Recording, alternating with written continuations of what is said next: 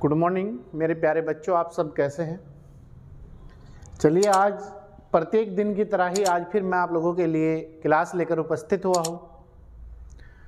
और आज का जो हमारा टॉपिक है और विषय तो भारतीय इतिहास है। भारतीय इतिहास में हमने एंशिएंट कंप्लीट कर लिया है और हमारा मुगल काल चल रहा है। दिल्ली भी कंप्लीट हो गई है, मुगल काल चल रहा है। और मुगल काल में आज जो हमारा टॉपिक है वो है औरंगजेब। औरंगजेब से संबंधित जो भी क्वेश्चन एग्जाम में बन सकते हैं या पहले बने हैं या फिर और कुछ नए तरीके से जो एग्ज़ाम में डाल सकता है वो मैं आप लोगों को आज समझा दूंगा। इसके बाद आपको कुछ भी इससे ज़्यादा एक्स्ट्रा पढ़ने की ज़रूरत नहीं है प्रीलिम्स एग्ज़ाम के लिए। चाहे आप आईएएस का एग्ज़ाम दीजिए, पीसीएस का दीजिए, पीसीएस-जे का दीजिए और वनडे एग्ज़ाम आप कोई भी दीजिए, नो टेंशन हो के आप एग्ज़ाम दीजिएगा। इससे ज़्यादा औरंगजेब से आप पढ़ेंगे तो आप टाइम वेस्ट करेंगे मेरे हिसाब से। तो चीज़ें हमें कंपटीशन में क्या पढ़ना है, क्या छोड़ना है, कितने समय में क्या हमें करना है, ये सबसे इम्पोर्टेंट हो जाता है। तो आइए आज अपनी क्लास को आगे बढ़ाते हैं और आप लोग हमारे साथ कंटिन्यूटी के साथ जुड़े हुए हैं। आप लोगों का बहुत बहुत शुक्रिया।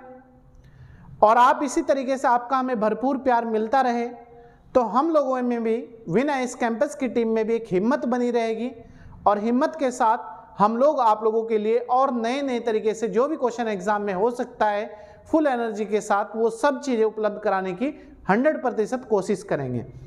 तो आप लोग अगर हमारे यूट्यूब चैनल पर नए हैं तो चैनल को सब्सक्राइब कर लीजिएगा, लाइक और शेयर जरूर कीजिएगा और एक प्यारा सा कमेंट आप जरूर करें, ठीक है। अगर क्लास के लिए नहीं तो कम से कम अपने सर के लिए तो आप करें ही। चलिए, आज इससे पहले इतिहास की हमारी 57 क्लास हो चुकी है, ये 58वीं क्लास है।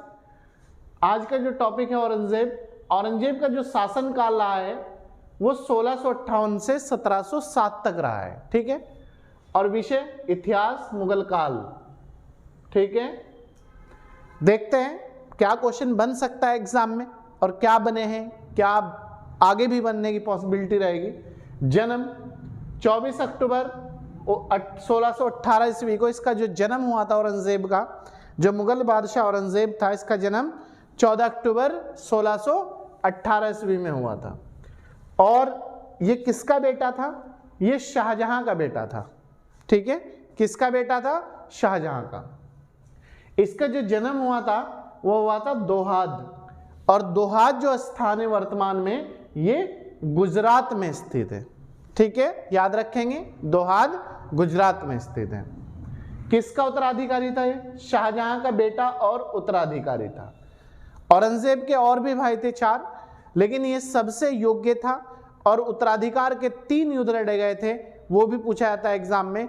लेकिन आप इतना याद रखना, किसका उत्तराधिकारी था? शाहजहां का। इसका जो अधिकांश बचपन बीता था वो बीता था नूरजहां के पास, नूरजहां के पास।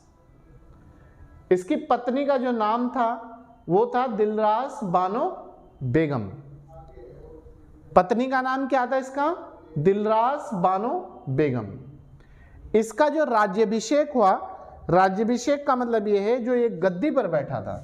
जो गद्दी पर बैठने की प्रक्रिया रहती है, औपचारिकता रहती है, शर्तें रहती है, इसने पहली बार 2 बार इसका राज्याभिषेक हुआ। एकमात्र यही शासक था जिसका 2 बार राज्याभिषेक हुआ था। पहली बार इसने भाइयों से युद्ध लड़ा तो जल्दबाजी में ये पहली बार 31 जुलाई 1658 ईस्वी को गद्दी पर बैठा था, पहली बार, ठीक है। लेकिन फिर इसने जब ये गद्दी पर बैठ गया, सब कुछ इसके अनुकूल होता चला गया समय दर समय, तो दूसरी बार इसने बहुत भव्य प्रकार से अपना राज्याभिषेक किया। तो दूसरी बार जो किया था 5 जून 1669 में, 1669 ईस्वी में किया था। ये क्वेश्चन आता है, 2 बार गद्दी पर बैठने वाला जो शासक था, आप याद रखना, वो था हुमायूं, याद है। और 2 बार राज्याभिषेक किस शासक का हुआ था? किस मुगल बादशाह का हुआ था? वो हुआ था औरंगजेब का। दोनों में अंतर आप हमेशा याद रखेंगे, ठीक है। नेक्स्ट, इसके जो गुरु थे वो थे मीर मोहम्मद हकीम। इसने जो शिक्षा ली थी, जिनका इसके जीवन पर प्रभाव था वो थे मीर मोहम्मद हकीम, और इसे औरंगजेब को जो है जिंदा पीर के नाम से जाना जाता है, इसे जिंदा पीर के नाम से जाना जाता है। क्वेश्चन आता है किसे जिंदा पीर कहा जाता है? औरंगजेब को जिंदा पीर कहा जाता है। और ये जो है सुन्नी मुसलमान था। सुन्नी का मतलब है सिया और सुन्नी। मुस्लिम उसमें दो डिवाइडेशन है, एक तो सिया और एक है सुन्नी। सिया क्या है, पहले सुन्नी समझ लीजिएगा। सुन्नी क्या है? जो हजरत मोहम्मद साहब थे इस्लाम धर्म के संस्थापक, उनके द्वारा जो बताई गई बातें थी उन्हीं का जो पालन करते हैं पूर्ण रूप से, उन्हें कहते हैं सुन्नी। सुन्नी मतलब सुनकर विश्वास करने वाला। और शिया क्या है? उनके द्वारा जो बताई गई बातें थी उसमें कुछ थोड़ा बहुत चेंज करके वो उसे परिवर्तित करके मानते हैं, उसे कहते हैं शिया। क्लियर है? तो ये जो मुगल बादशाह थे ये थे सुन्नी। नेक्स्ट है पुरंदर की संधि। पुरंदर की जो संधि थी वो जयसिंह और शिवाजी के बीच हुई थी। क्वेश्चन आता है किस किसके मध्य हुई थी? तो पुरंदर की जो संधि थी शिवाजी और जयसिंह के मध्य हुई थी। कब हुई थी? 22 जून 1665 ईस्वी में। 22 जून 1665 ईस्वी में पुरंदर की संधि शिवाजी और जयसिंह के मध्य हुई थी। नेक्स्ट पॉइंट है औरंगजेब ने शिवाजी को कैद कहां पर किया था? क्वेश्चन आता है एग्जाम में। तो जयपुर भवन में औरंगजेब ने इन्होंने संधि का उल्लंघन कर दिया था, तो इसी कारण इन्होंने औरंगजेब ने शिवाजी को कैद कर लिया था। कहां पर किया था? किस स्थान पर कैद करके रखा था? तो ये इन्होंने जो कैद किया था वो किया था जयपुर भवन में। क्लियर है?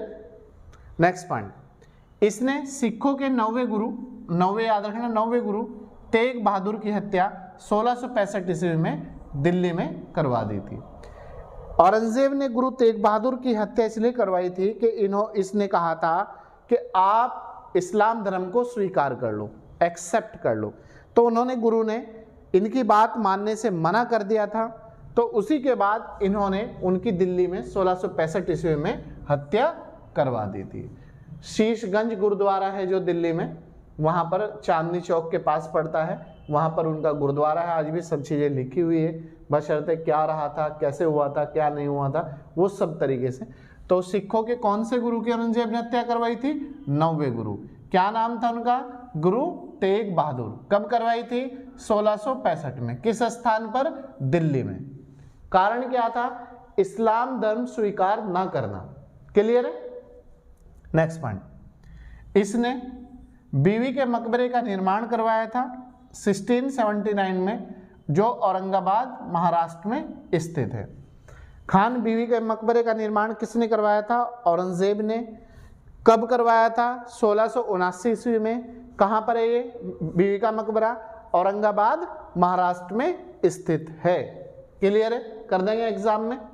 नेक्स्ट पॉइंट, इसके शासनकाल में, किसके? औरंगजेब के शासनकाल में। इसका मतलब यहाँ औरंगजेब है, टॉपिक ही हम औरंगजेब पढ़ रहे हैं तो औरंगजेब ही आपको याद रखना है।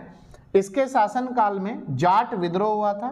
2 बार जाट विद्रोह हुआ, ये प्रथम था, याद रखना, प्रथम, जिसका नेतृत्व गोकुला और राजाराम ने किया था। ये दोनों जाट थे।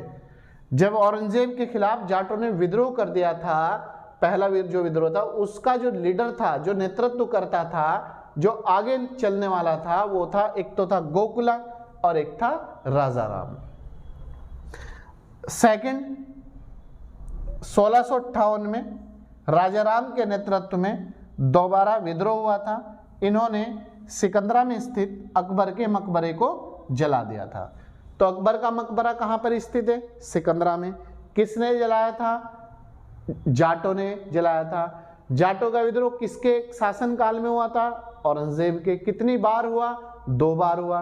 पहली बार उसका नेतृत्व किसने किया था? गोकुला और राजाराम ने किया था। जब दूसरी बार हुआ 1685 में, उसका नेतृत्व किसने किया था? राजाराम के नेतृत्व में हुआ था। सेकंड विद्रोह में इन्होंने अकबर का मकबरा जलाया था, गुस्सा हो गए इससे। ठीक है, इसके बाद नेक्स्ट पॉइंट हमारा, औरंगजेब के दरबार में हिंदू मनसबदारों की संख्या 337 के लगभग थी, जो मुगल शासकों में सबसे ज्यादा थी। अब तक जितने भी मुगल शासक हुए हैं, तो क्वेश्चन आ सकता है एग्जाम में कि सबसे ज्यादा हिंदू मनसबदारों की संख्या किस मुगल शासक के दरबार में मौजूद थी। तो आप याद रखना, औरंगजेब के दरबार में सबसे ज्यादा शासकों मनसबदारों की संख्या मौजूद होती थी, लगभग 300-350 के आसपास, एक्यूरेट। ठीक, नेक्स्ट है, औरंगजेब संगीत का शौकीन था। इसे संगीत बहुत ज्यादा पसंद था और इसने संगीत पर ही प्रतिबंध लगा दिया था। देखो क्वेश्चन ये आता है कि औरंगजेब किसका सबसे ज्यादा शौकीन था, किस चीज का शौक था। तो औरंगजेब को जो शौक था वो था संगीत का। तो ये संगीत जब इसने देखा कि संगीत का मिसयूज होने लगा है दरबार में भी और बाहर भी, तो इसने क्या किया था, उस समय संगीत पर ही पूर्ण रूप से प्रतिबंध लगा दिया था और ये कहा था कि संगीत को इतने नीचे दफना दो ताकि इसकी आवाज किसी के कानों में ना पड़ सके। तो संगीत पर प्रतिबंध लगाने वाला जो शासक था मुगल, वो था औरंगजेब। और औरंगजेब खुद संगीत गाने बजाने का शौक रखता था, लेकिन मिसयूज होने के कारण इसने उस पर प्रतिबंध लगाया था। नेक्स्ट है, एक इसका बेटा था अकबर सेकंड। एक तो मुगल बादशाह अकबर हुआ जो बहुत ज़्यादा प्रसिद्ध है, लेकिन इसका जो बेटा था वो था अकबर सेकंड ने दुर्गादास के बहकावे में आकर इसके खिलाफ विद्रोह कर दिया था। तो अकबर सेकंड जो औरंगजेब का बेटा था, एक दुर्गादास था, उसके बहकावे में गद्दी प्राप्त करने के लिए उसने अपने पिता औरंगजेब के खिलाफ ही दरबार में विद्रोह कर दिया था। इसके शासनकाल में मुगल सेना में सर्वाधिक हिंदू सेनापति थे। किसके शासनकाल में मुगल सेना में सबसे ज्यादा हिंदू सेनापति होते थे? वो होते थे औरंगजेब के शासनकाल में। क्लियर है? इसकी मृत्यु 20 फरवरी 1707 ईस्वी में हुई थी और इसका जो मकबरा है वो है खुलदाबाद। इसे रोजा के नाम से भी जाना जाता है। तो औरंगजेब की जो मृत्यु हुई थी कब हुई थी? 20 फरवरी 1707 ईस्वी में। इसका जो मकबरा है या कब्र है या कुछ भी कह लो आप, वो है खुलदाबाद। वो वर्तमान में रोजा के नाम से जाना जाता है। क्लियर है यहाँ तक के? तो प्यारे छात्र और छात्राओं और मेरे प्यारे दोस्तों और मित्रों, ये थी आज की हमारी क्लास। औरंगजेब से संबंधित जो भी एग्जाम में क्वेश्चन बन सकते थे या बने हैं पहले, वो मैंने आपके सामने प्रस्तुत किए हैं। आप इतनी तैयारी कर लीजिएगा औरंगजेब की और किसी भी एग्जाम में ईमानदारी के साथ पढ़ के बैठ जाइएगा। इससे ज़्यादा आपको करने की आवश्यकता नहीं है, लेकिन आप कम से कम 2 से 3 बार इसे क्लास को सुन लें और एक बार हो सके तो ज़रूर अपने नोट्स बना लें। ठीक है? तो हमें उम्मीद है कि आप अपनी तैयारी को कंटिन्यूटी के साथ आगे बढ़ाएंगे और लगातार मेहनत करेंगे हमारे साथ मिलकर। चलिए, मैं आपका अपना टीचर गुलशेर गौड़, मिलते हैं आपसे नेक्स्ट क्लास के साथ। तब तक आप अच्छी तरीके से जो हमारी पहली क्लासें है, टेस्ट है, मोटिवेशनल वीडियो है, क्लासें है, आप उन्हें सही तरीके से देखते रहिएगा ताकि आपको समय समय पर गाइड भी प्राप्त होती रहे। चलिए, थैंक यू।